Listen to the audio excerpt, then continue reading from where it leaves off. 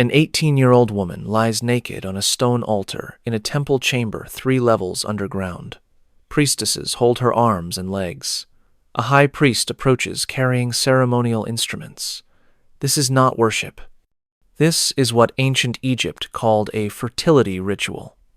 And what happened in these chambers was deliberately erased from history for 3,000 years. Her name is Nefertari. She was born in Thebes in the year 1228 before the Common Era. Right now she can feel the cold limestone against her spine, drawing heat from her body with every breath. The stone is so cold it burns. Her skin has gone numb where it touches the altar, but she can still feel the ache deep in her bones. The air smells thick with myrrh and frankincense.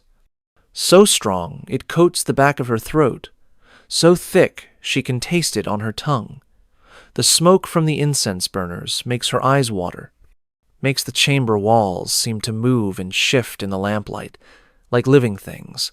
She can hear chanting in Old Egyptian, words she does not fully understand, despite years of education. The rhythm is wrong, unsettling, designed to disorient.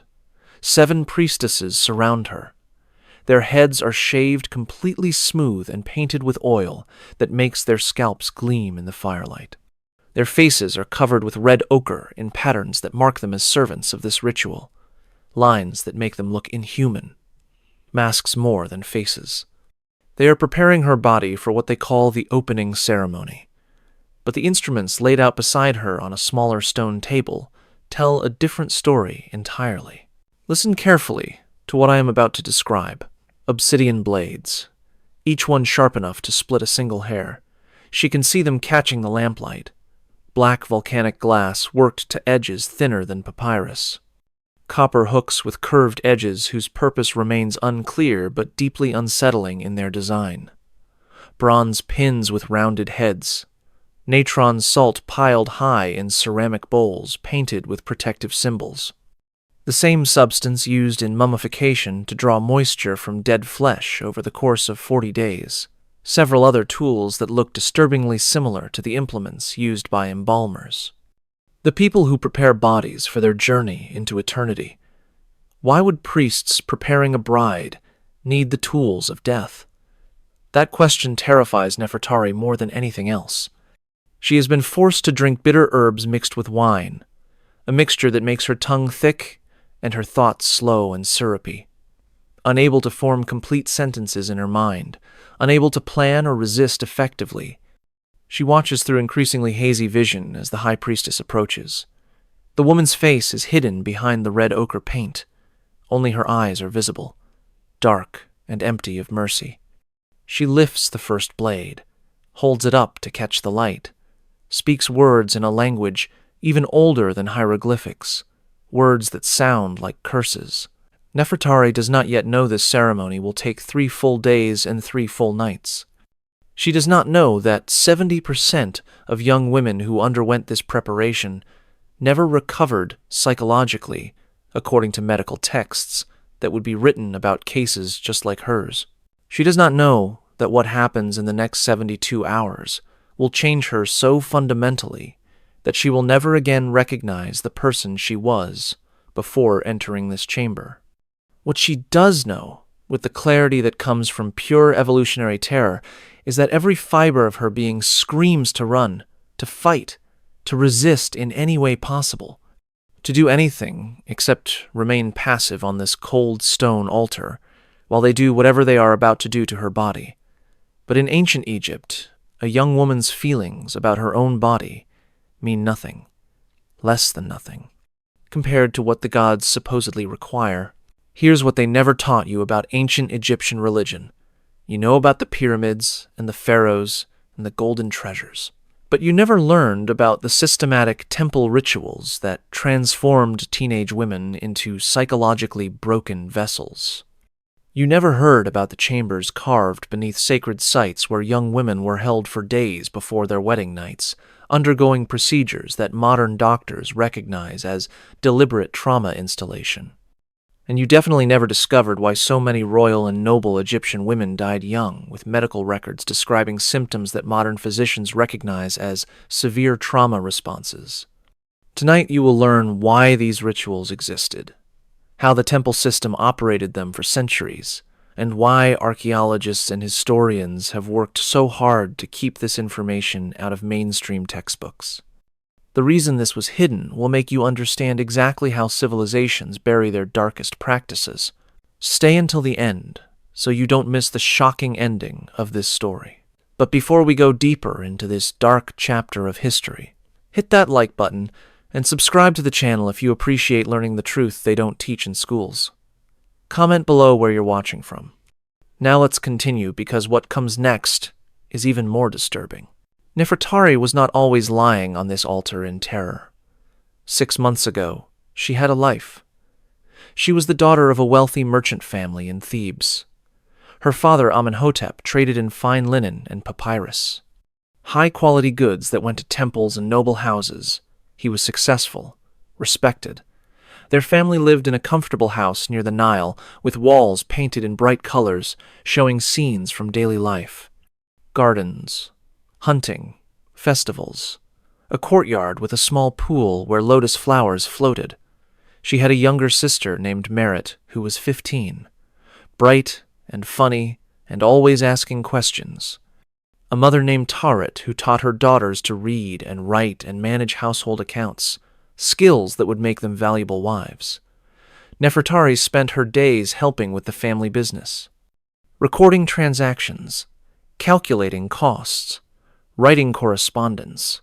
She learned the skills expected of women in her social class: music on the lyre, dancing the traditional dances performed at festivals, household management, the complex rules of Egyptian hospitality, religious observances that marked the rhythm of the year. The only thing that made Nefertari unusual was her intelligence. She could read hieratic script fluently, not just the simple texts, but complex legal documents and religious scrolls. She understood mathematics well enough to calculate complex trade agreements in her head, geometry, fractions, interest rates. Her father was proud of this. He thought education made her more valuable. That intelligence would serve her well in marriage. That a husband would appreciate having a wife who could manage estates and handle business affairs when he was away.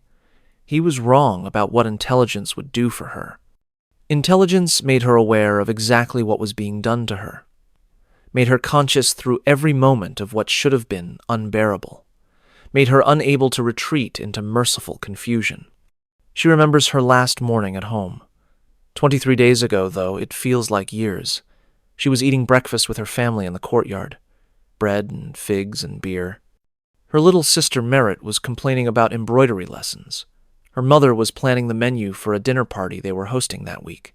Her father was excited because he had just secured a contract to supply papyrus to a temple in Memphis. Everything was normal, comfortable, safe. Then the messenger arrived, a temple official.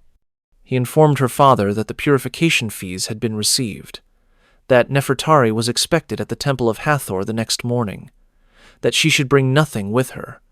Everything would be provided. Her mother started crying, not loudly, quiet tears that she tried to hide. Her father looked uncomfortable but said nothing. Merit asked what purification meant. No one answered her. That night, Nefertari could not sleep. She lay in her room, listening to her parents, arguing in voices too low to make out words. She got up before dawn, said goodbye to her family. Her mother held her for a long time without speaking. Merit gave her a small amulet of Taweret, the goddess who protects women in childbirth. "Keep this with you," she said. "It will keep you safe." Nefertari still has that amulet. They let her keep it. One of the priestesses wears it now. She saw it hanging from the woman's belt. Her sister's gift. A reminder of everything she has lost. You need to understand something. She was not a criminal, not an outcast, just a normal young woman from a good family. But let me explain how the system worked, how normal families delivered their daughters to this fate. How an entire civilization built machinery around destroying young women in the name of the gods and somehow made it seem acceptable, even necessary, even sacred. You need to understand this. Without understanding the system, none of what happened makes sense. Ancient Egypt was a theocracy. That means priests controlled everything. The pharaoh was supposedly divine, but the priests interpreted the will of the gods. They ran the temples, which were not just religious sites, but massive economic and political institutions. Think of Egyptian temples as corporations, governments, and churches all rolled into one. They owned land, controlled trade routes, collected taxes, held courts, and they had absolute authority over religious matters, which in a theocracy meant absolute authority over everything. The Temple of Hathor at Dendera, the Temple of Isis at Philae, the massive complex at Karnak. These were not just buildings, they were power centers that controlled the lives of millions of people for thousands of years. And at the heart of their power was control over intimate relations and fertility. The priests understood something fundamental. If you control reproduction, you control society. If you control how people think about their bodies and their desires, you control their minds. So they built an entire religious system around the idea that fertility required divine intervention, that the gods demanded specific rituals to ensure children were born, that young women needed to be prepared through sacred ceremonies before they could fulfill their purpose of bearing children. This was the official theology, the public story. What actually happened in those underground chambers was something else entirely. When a noble family arranged a marriage for their daughter, the temple got involved. This was standard practice, required. The bride had to undergo purification rituals before the wedding. That is what they called it, purification. The family paid substantial fees to the temple. They believed they were ensuring the gods would bless the marriage with children. They had no idea what those purification rituals actually involved. Or maybe they knew and did not care. Maybe the systematic destruction of their daughters was the price they were willing to pay for social advancement and divine favor. The preparations began weeks before the wedding. The bride was taken to live in the temple, isolated from her family, placed under the control of priestesses who specialized in these rituals. She was told this was to ensure ritual purity, to prepare her spiritually for marriage. The reality was something far darker. Let me be clear about something. This was not a few bad priests acting in secret. This was the system itself, officially sanctioned, religiously mandated, economically incentivized. It happened in major temples across Egypt for most of their 3,000-year civilization. Thousands upon thousands of young women over centuries. So Nefertari was trapped. No way out. Her family had paid the fees. The contracts were signed. The wedding date was set. And what happened to her next is where this story becomes truly horrifying. The preparation rituals followed a specific pattern designed by priests who understood human psychology better than we give them credit for. This was not random cruelty. It was systematic, refined over centuries, tested and perfected. The first phase was isolation, complete and absolute. Nefertari was placed in a small room deep within the temple complex, 10 paces long, 6 paces wide. She counted. Stone walls, stone floor, stone ceiling, no windows, no natural light. The only illumination came from a single oil lamp that burned continuously, never allowed to go out. The flame cast shadows that moved across the walls, made the hieroglyphics carved there seem to writhe and shift. She could not tell if it was day or night, morning or evening. Time became meaningless. A priestess brought food once per day. At least Nefertari thought it was once per day. Plain bread, small beer, nothing else. The priestess never spoke. She would open the door, set down the food, take away the waste bucket, leave. The entire interaction lasted perhaps 30 seconds. No conversation, no comfort, no human connection. If Nefertari tried to speak, The priestess ignored her completely, acted as though she had not heard anything, as though Nefertari did not exist. This went on for 7 days. 7 days of complete isolation, broken only by these brief visits that taught her the same lesson over and over and over. You have no power. You have no voice. You exist only to obey. By the 3rd day, Nefertari was talking to herself just to hear a human voice. By the 5th day, she was talking to the shadows on the walls, creating conversations in her head. Anything to maintain some sense of connection to reality. By the 7th day, she was so desperate for human contact that she looked forward to the priestess's 30-second visits with pathetic eagerness, would try to catch the woman's eye, would smile desperately, would say thank you even though she knew she would be ignored. Modern psychologists call this sensory deprivation and social isolation. It is a technique that breaks down psychological defenses faster than almost anything else. Experiments done in the 1950s showed that even a few days of isolation causes hallucinations, paranoia, loss of sense of self.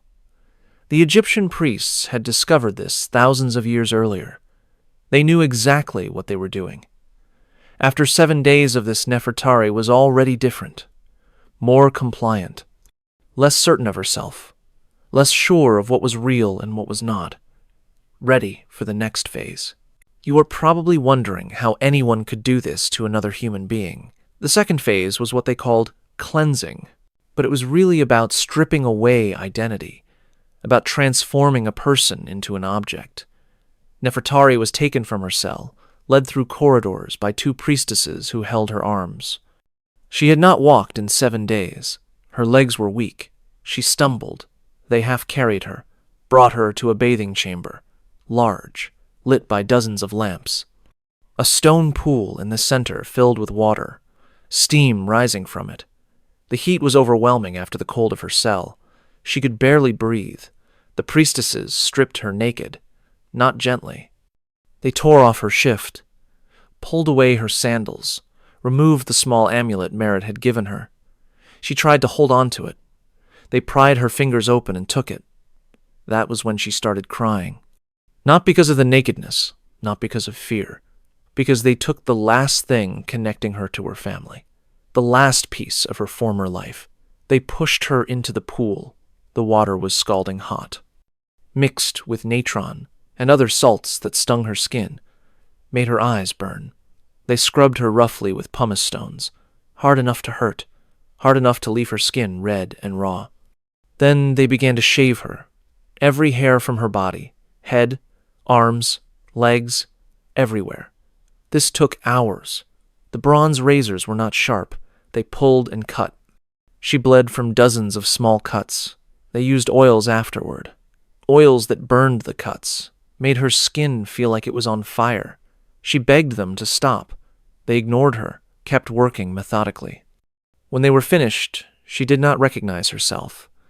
They held up a polished bronze mirror, showed her what she had become. Bald, skin red and raw, covered in small cuts. She looked like a corpse being prepared for mummification. That was intentional. They wanted her to see herself as dead, as no longer fully human. They gave her a plain white shift to wear, rough linen, scratchy against her raw skin, no jewelry, no cosmetics, nothing that marked her as an individual. She looked like every other girl who had gone through this. That was the point. Strip away identity. Make her understand she was not Nefertari, daughter of Amenhotep. Not a person with a name and a family and a life. She was a vessel, a thing to be prepared for a specific purpose. When they led her back to her cell, she caught her reflection in a pool of water on the floor. For a moment, she did not recognize the figure looking back at her. It was like seeing a stranger, someone who wore her face but was not her. That was when something broke inside. That was when Nefertari started to disappear, and something else took her place. Yes, this actually happened. We know because medical papyri describe these procedures in clinical detail. The Ebers Papyrus, the Edwin Smith papyrus, the Cahoon gynecological papyrus. All describe purification procedures. They use euphemistic language, but the meaning is clear when you understand the context. The third phase involved the herbs. Every morning for the next 7 days, Nefertari was forced to drink a mixture. The priestess who brought her food now brought a second cup, clay, painted with symbols of Hathor and Isis. The mixture inside was thick and bitter. It tasted like dirt and rot, and something sweet underneath that made it worse. Lotus flowers, blue lotus that grew in the Nile, mandrake root, bitter and narcotic, poppy extract, the opium-bearing poppy that traders brought from the east, other plants whose names are lost. Henbane, maybe, datura, substances that affect the mind. The first time she drank it, she vomited. They made her drink it again, held her down, pinched her nose closed until she had to swallow. The second time, she kept it down. Within an hour, the room started to spin. The walls breathed. The shadows had faces. She could hear voices that were not there, singing in languages that did not exist. The effect lasted hours. When it faded, she felt hollow, empty, disconnected from her own body. The next day, they made her drink it again, and again the day after. By the fourth day, she no longer resisted. By the sixth day, she needed it. The hollowness when it wore off was worse than the confusion when it was active. Modern analysis of these recipes shows they were sophisticated drugs designed to induce a state between consciousness and unconsciousness, aware enough to experience everything, too impaired to resist or fully process what was happening, compliant, suggestible. The mixture also contains substances that cause amnesia, that fragment memories, that make it hard to form clear, linear recollections. This was not accidental. The priests wanted victims who would remember but through a hazy filter that made the memories feel unreal, like nightmares rather than events.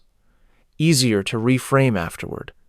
Easier to convince them it was sacred rather than horrific. If you are feeling sick right now, you should be. This is deliberate psychological manipulation refined over centuries. After 14 days of preparation came the opening ceremony. That is what they actually called it in temple records. The opening. We saw the beginning at the start of this story. Nefertari on the altar. Priestesses holding her. The implements. But what happened next lasted 3 full days. Let me tell you what those 3 days involved.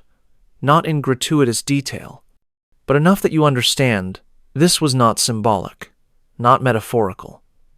The priests used the obsidian blades. They made precise cuts in specific locations. Patterns described in medical papyri with anatomical diagrams. The cuts were designed to cause maximum pain while minimizing lethal bleeding. They understood human anatomy well enough for that. The copper hooks were used to hold tissue aside, to keep wounds open so the procedures could be performed. The bronze pins were inserted, left in place. The natron salt was packed into wounds. It burned, drew moisture, preserved tissue the way it preserved corpses, prevented healing while causing excruciating pain. This went on for hours. Then they let her rest, gave her water.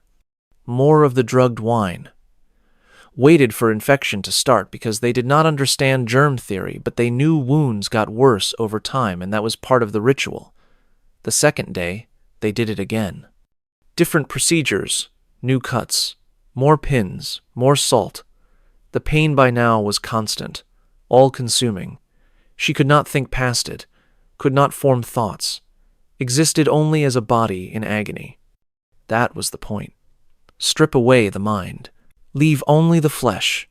Remake her as a thing rather than a person. The third day was the worst. They performed the final procedures, the ones designed to leave permanent changes, the ones that would make the wedding night less painful by comparison, not through mercy, but through contrast. Anything would seem bearable compared to what happened on that altar. When it was finally over, she had been fundamentally altered. Physically, psychologically, spiritually. She was no longer Nefertari. She was whatever they had made her into. But here is what makes this even worse. What makes this nearly impossible to comprehend. The procedures were designed to be permanent. Not just physically permanent through scarring and structural changes, though that happened, but psychologically permanent. The drugs, the isolation, the stripping of identity, the religious framing, the physical trauma. All of it combined to create what modern psychologists would recognize as complex trauma, conditioning with elements of coercive control and learned helplessness.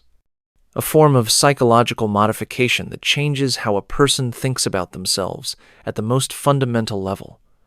The women who went through this did not recover. They could not.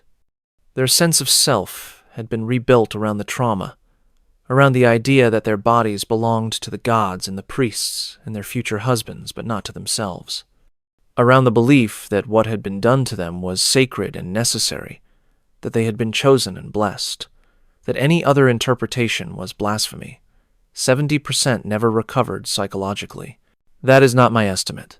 That is from Egyptian medical texts that describe something they called wandering womb, a condition where women, after purification, became unable to function normally, dissociated, depressed, in chronic pain, unable to eat, unable to sleep, unable to care for themselves or their children when children came. Modern doctors recognize these symptoms immediately. They are classic markers of severe, complex post-traumatic stress disorder, but Egyptian doctors did not understand this.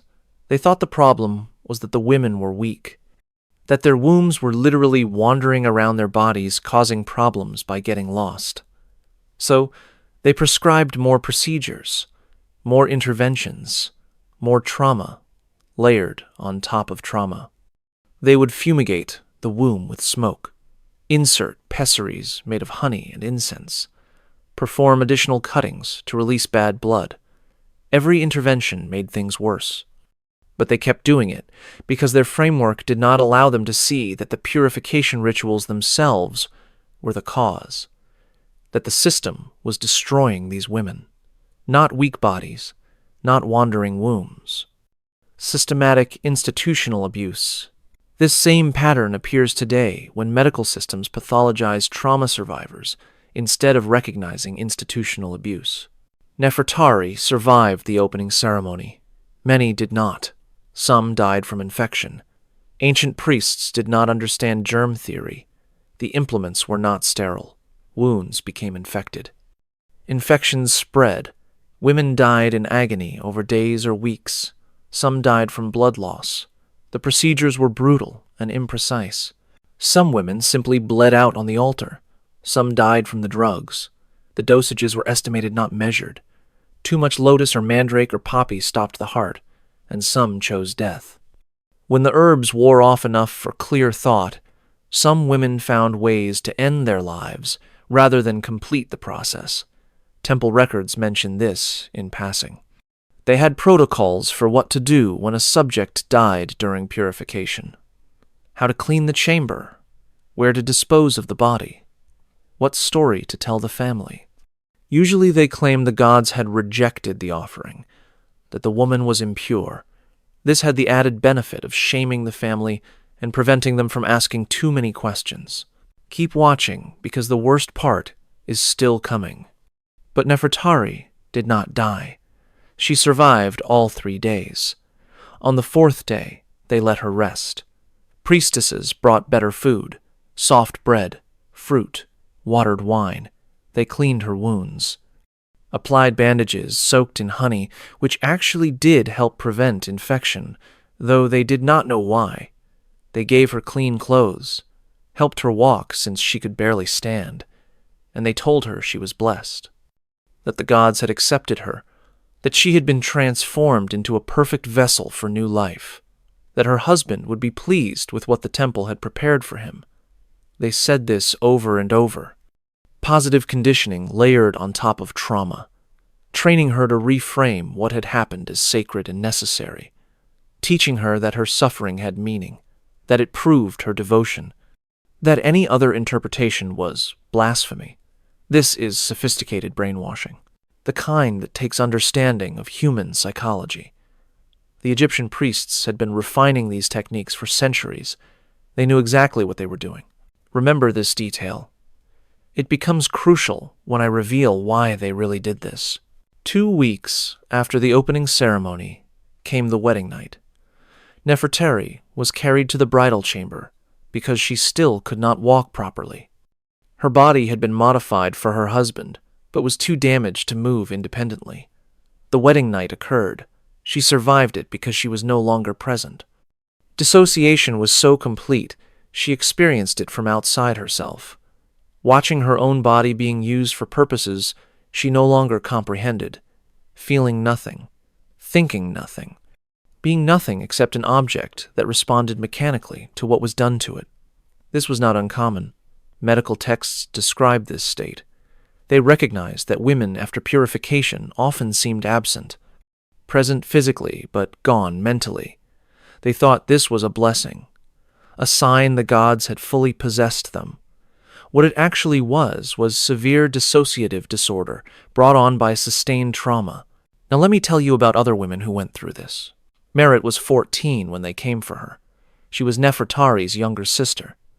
2 years after Nefertari's marriage, Merit was engaged to a young official in the pharaoh's administration.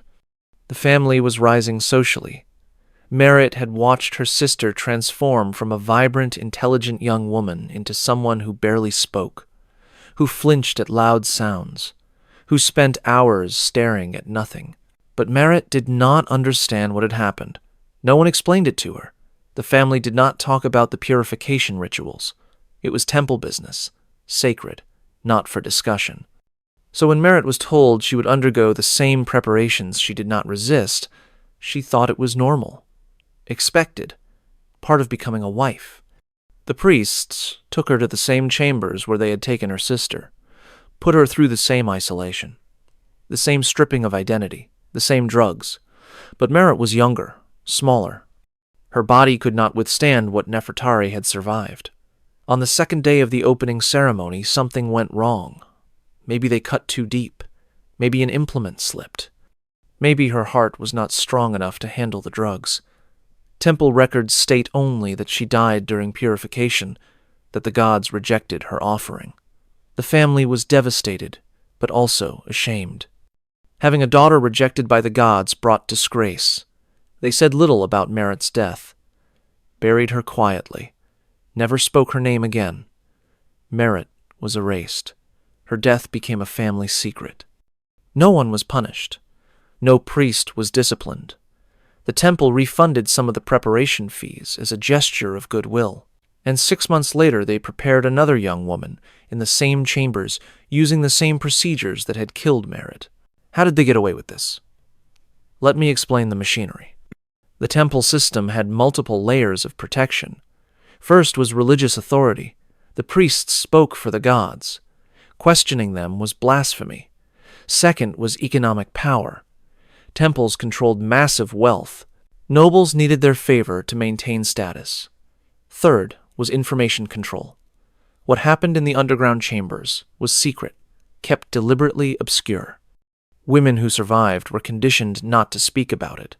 Families did not want to discuss it. Priests certainly were not sharing details. And fourth was legal immunity. Temple activities were sacred, beyond secular law. If something went wrong during a ritual that was the will of the gods, not criminal negligence, this combination made the system untouchable. It operated openly, but its details remained hidden.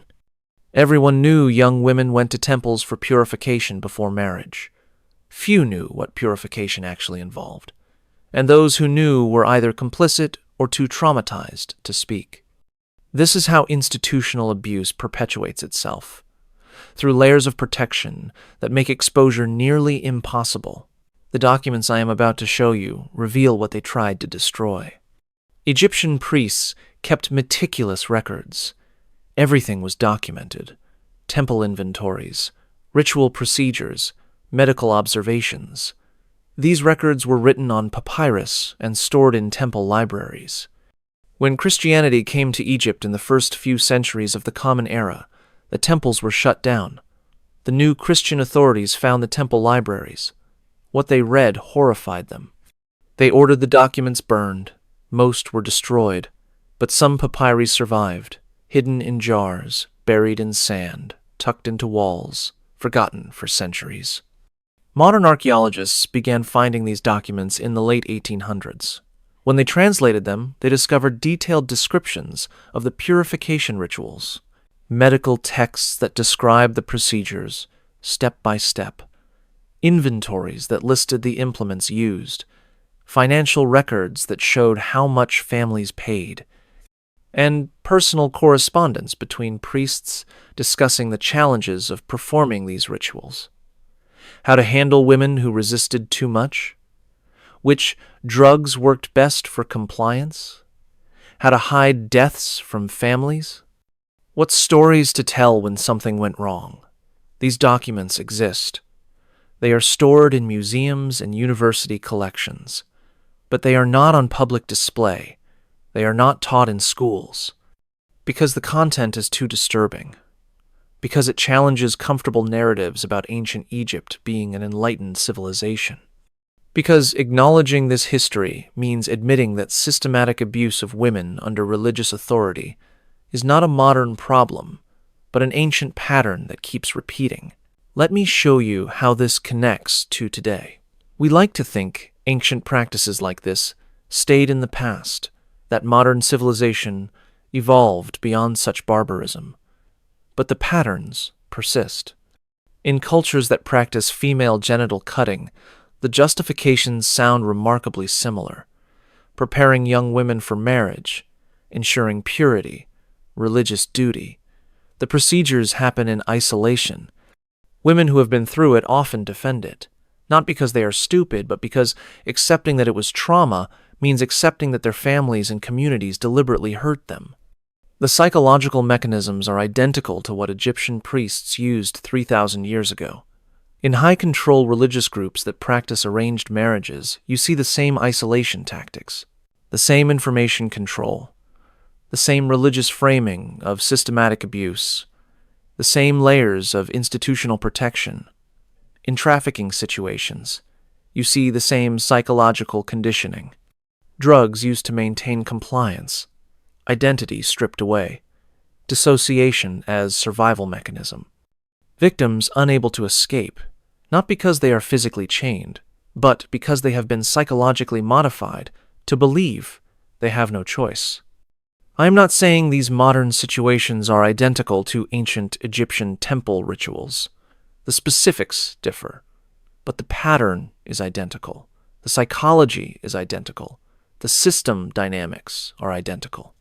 Understanding what happened in those underground chambers 3,000 years ago helps us recognize when the same patterns appear today in different clothing, using different justifications. This is why you need to know history, not to pass a test, but to recognize these patterns before it is too late. Now let me tell you why people participated in this system. How ordinary priests convinced themselves they were serving the gods when they were destroying young women.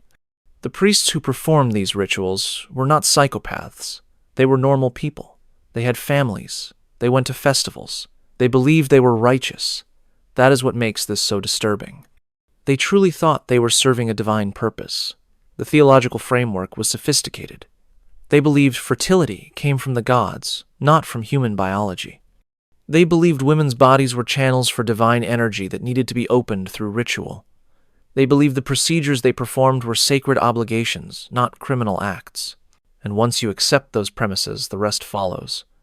If fertility really does require divine intervention and the gods really have commanded these rituals, then performing them is good.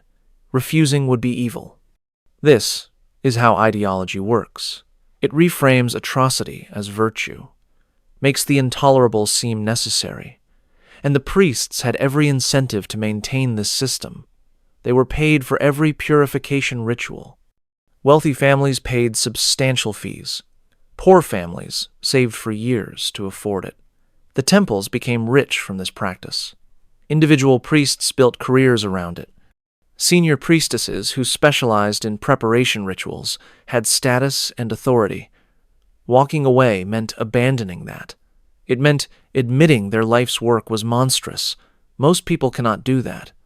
So, they doubled down, convinced themselves it was sacred, found rationalizations, and trained the next generation of priests to do the same. Each small step made the next one easier. There was also precedent and tradition. These rituals had been performed for centuries. Respected priests from the past had done them. Temple hierarchies endorsed them. The pharaohs themselves sent their daughters through them. When everyone around you treats something as normal, it becomes very difficult to see it as wrong. This is conformity pressure. One of the most powerful forces in human psychology. The Egyptian system exploited this ruthlessly. Young priests learned by assisting senior priests. They saw the procedures performed confidently by mentors they respected. They were taught that any discomfort they felt was weakness, that true servants of the gods performed their duties without question. By the time they were doing the procedures themselves, they had been conditioned to see them as normal sacred work. And by then, they had participated enough that acknowledging the truth meant acknowledging their own guilt. So they maintained the lie, taught it to the next generation, perpetuated the system. But here is the crucial point. They still had choices. Some priests refused to participate.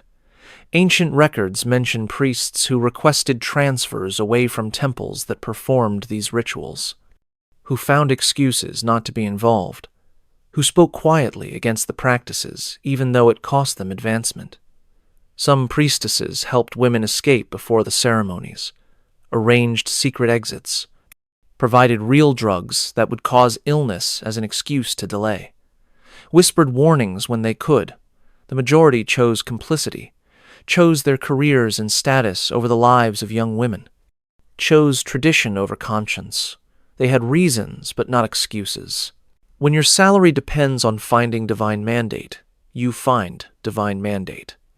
So why did Egyptian civilization eventually stop these practices?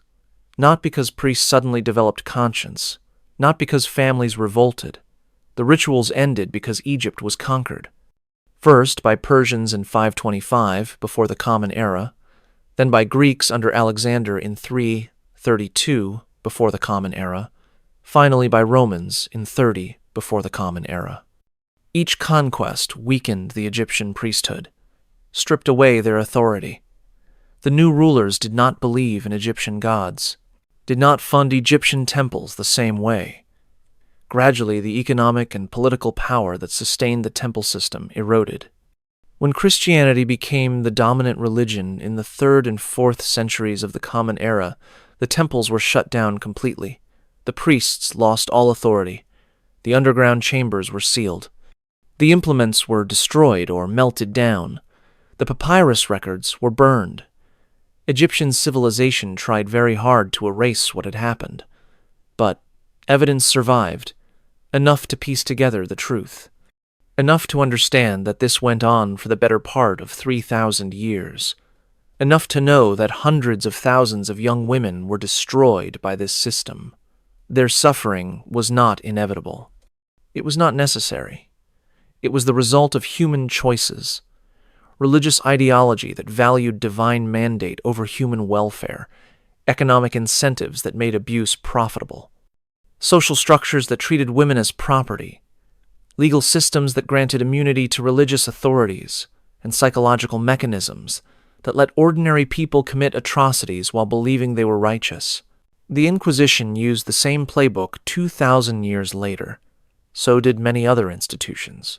Remember Nefertari, the 18-year-old woman we met at the beginning, kneeling on that cold stone altar? She produced one child in her years of marriage. Her body, damaged by the purification rituals, could barely sustain pregnancy. She died at age 24, buried with standard honors in a tomb in the Valley of the Queens. Hieroglyphics praised her as beloved wife and devoted mother and servant of the divine. Medical examination of her mummy in 2003 revealed the truth her culture tried to hide. severe pelvic trauma, chronic infection that had spread throughout her body, malnutrition from long-term inability to eat, bone density indicating premature aging. She died of what clinicians call failure to thrive, when a body simply gives up fighting to remain alive. The system killed her slowly, legally acceptably within her culture with full religious sanction. Her death changed nothing about the purification system. The next young woman was already in those underground chambers, already lying on that limestone altar, already experiencing the opening ceremony. The system continued unchanged, because individual suffering was never reason enough to stop practices that served power. She was real. She existed. And she deserves to be remembered. She was not alone. Let me tell you about the others. Henut Meyer, age 16, died during purification in 1240 before the Common Era at Karnak Temple. She was the daughter of a scribe. She left behind parents and 3 younger siblings. Mutemuya, age 20, survived purification, but killed herself 6 months later. Temple records note her death as a drowning accident, but do not explain what she was doing in the temple pond at night. Nefertiti, the more famous one, age 18, went through these rituals before her marriage to Akhenaten. She survived physically, but showed signs of severe trauma in later depictions. Tausret, age 17, daughter of a military commander, died from infection 8 days after purification. Satya, age 19, survived, but the medical papyri describe her as afflicted with wandering womb that made her unable to function for the rest of her short life. For every name we know, there are hundreds we do not. Women whose names were never recorded, whose stories were never written down, whose existence was noted only in temple inventories, line items in budgets, numbers in fee schedules. They were real people. They had hopes and dreams and families. They deserved better than what their civilization did to them. The documents were destroyed on purpose. The graves were unmarked on purpose. They wanted these people forgotten. We refused to forget. Some of them resisted. Baked Wornal, age 20, fought so hard during her purification that they had to use chains. Temple correspondence mentions her as a problem case that required extra measures. She survived. We do not know what happened to her after. Neferhetiti's age 17 escaped from the temple 3 days before her purification ceremony. She ran away with a young soldier she loved. They were caught. He was executed for stealing temple property because that is what she legally was. She was brought back and went through the rituals anyway. Records note that afterward she was compliant. Iset Wurit, age 19, refused the herbs, spat them out every time. They had to force them down her throat while holding her nose closed. She choked and vomited repeatedly but kept refusing. Eventually they got enough in her system to proceed. Her resistance is preserved in a letter from one priest to another, asking for advice on handling difficult subjects. These women did not go quietly. They fought with everything they had. The system was too strong, but they fought anyway. That resistance matters. It shows that humans resist oppression even when resistance seems futile. It shows that the priests knew what they were doing was wrong because they had to force cooperation. It shows that consent was absent, that these were not willing participants in sacred rituals, but victims of systematic abuse. That resistance is why we know this story. They made sure we would know, and now we do. So what does all this teach us? What can we learn from this darkness? 3 lessons. First, power without accountability always becomes abuse. Always. The Egyptian priesthood had religious authority, economic power, and legal immunity. That combination made atrocity inevitable. Second, systems designed to control people will always expand their control. The priests started with theological claims about fertility and ended up with complete authority over women's bodies and minds.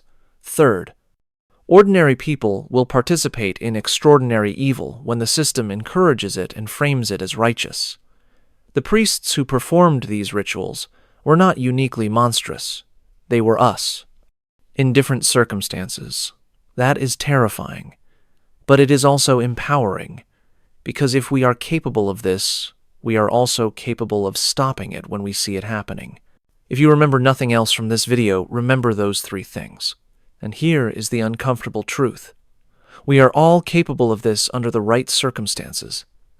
We are all susceptible to ideology that reframes abuse as virtue. We are all capable of following authorities who claim divine mandate. We are all capable of ignoring suffering when acknowledging it would cost us something. The priests who hurt Nefertari were not different from us. They were us with different mythology. That should scare us into vigilance. But here is what gives me hope. We are talking about this. You are watching this. These stories are being told. Each generation that learns these lessons is slightly less likely to repeat them. Knowledge is power. Understanding how systematic abuse works is the first step to preventing it. You now understand the warning signs. Religious claims that override bodily autonomy. Isolation of victims from families and support networks. Drugging or other methods of ensuring compliance. Framing resistance as sin or betrayal. Layers of institutional protection. Economic incentives to continue abuse. When you see these patterns, you can name them. You can resist them. You can refuse to be complicit. That matters. You just watched a deep dive into one of history's darkest chapters. That was not easy. Some of what you heard was hard to process, but you stayed. You wanted to know the truth, and now you do. If you believe these stories need to be told, if you think the truth matters even when it is ugly, then subscribe to this channel right now. Hit that subscribe button and that notification bell. These victims deserve to be remembered. Their stories deserve to be told, and most people still do not know this happened. Share this video. Not because I need the views, but because Nefertari and Merit and Henutmeyer and all the others deserve to have their suffering acknowledged. Leave a comment telling me two things. First, where in the world you are watching from. I love seeing how far these stories reach. And second, what shocked you most about this story? What details stuck with you? Because these are not just history lessons. These are conversations about power and humanity, and how we make sure this never happens again. Next time, I am going to tell you about the hidden practices of medieval European nobility that make Egyptian temples look tame by comparison. Another story they tried to bury. Another truth they did not want you knowing. You will not want to miss it. See you then. And remember, the truth is always worth knowing even when it is ugly. The ruins of Egyptian temples still stand today as tourist destinations. Millions walk through Karnak and Luxor and Dendera every year, photographing columns and hieroglyphics. Most have no idea what happened in the chambers beneath their feet. Those underground rooms still exist. Sealed now, forgotten, but the stones remember, the walls remember, we remember, and in remembering we resurrect them. In speaking their stories, we give them back their voices. In learning their fates, we honor their sacrifice. They were told they would disappear from history. They were wrong. They are history. And their shadows remind us that the price of silence is always higher than the price of speech, even when speech costs everything.